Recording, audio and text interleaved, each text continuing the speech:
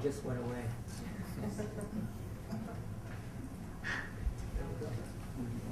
I want to put it right there.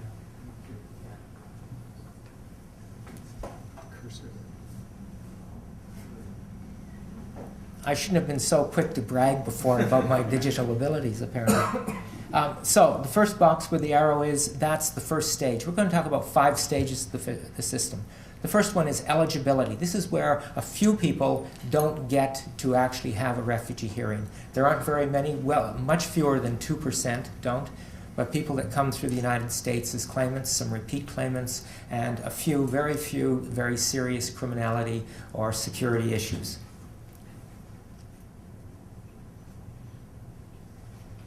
I'm just going to let you do that.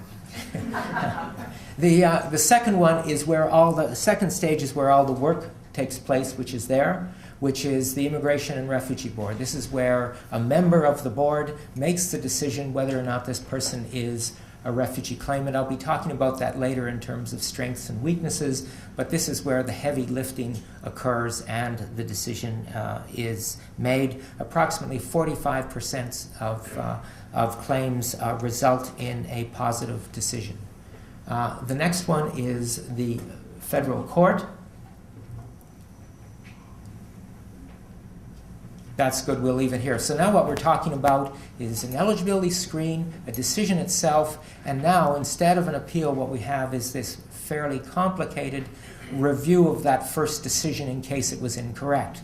And in terms of doing that, I'll be talking about, essentially there are 3 half measures, but no appeal. The first one is judicial review or application for leave to the federal court for judicial review. And what it means is there's a triage process at the federal court that makes a summary, makes a summary decision whether or not they're going to consider the judicial review. 88% are actually denied leave, so they actually don't get to even come in and argue for the judicial review. And there are no reasons given for the denial, and there's no appeal of that decision. If they do get permission to argue judicial review, they get to make the argument, but even then judicial review is not appeal. The court has fewer powers. If it does overturn the decision, it can send it back to the Immigration and Refugee Board. So there are 2 other stages. There's a stage there that doesn't apply as a stage, so we're now going to move to this one.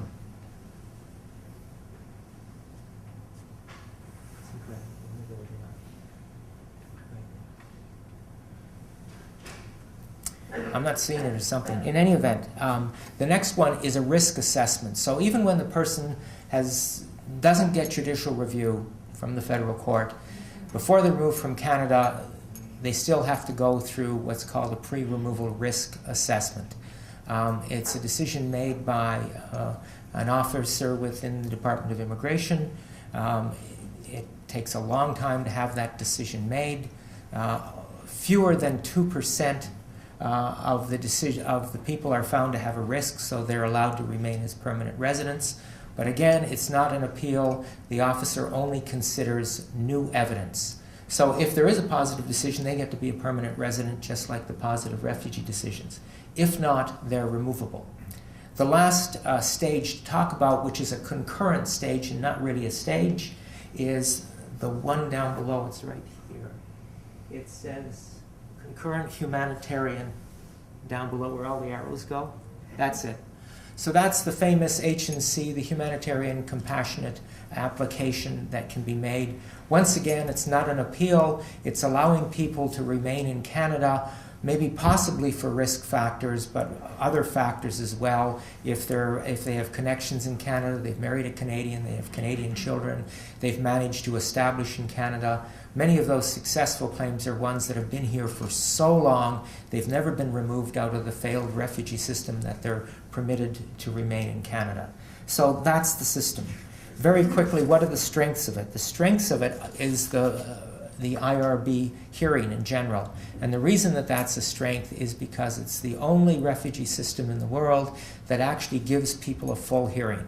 Why is that important? Because of what I said in the beginning, because it's so difficult to tell who is a refugee and who is not a refugee. It would be wonderful if we could say, okay, people from certain countries are refugees and some aren't. Good. But the fact is we can't. There are many countries where perhaps there's only a 10% acceptance rate. It's a reasonably well-functioning democratic country in some ways, except a certain part of the population, political dissidents, a certain religion, a certain ethnicity, have very serious problems that amount to persecution, or the state cannot protect them. So you're always pushed back in this situation of having to hear the individual story. Canada is the only country in the world, with a little bit an exception in Belgium, who actually listens to the story at the start. All the other countries, what they do is they try and do a very quick and dirty administrative decision in the beginning, and then they have very complicated levels of appeal afterwards. Canada is the opposite. We spend a lot of time and resources trying to get the decision right in the first place. Unfortunately, the weakness of our system is if we don't get it right in the first place, we really don't do a very good job. We don't have much of a safety net for that first level of decision. On the whole, I think it is still a better decision. My fourth set of ideas really had to do with recommendations on reform. I'm going to leave that for the panel because I want to stay within my 12 minutes. But there certainly are things that can be done. Overall, though, I would say that Canada has been, in terms of refugee determination, working with the UNHCR for years. It's been an inspiration to other countries. There are Canadian board members and other officials who work for the UNHCR and provide refugee determination training all over the world. We have to make improvements, but we still have reason to be proud. Thank you.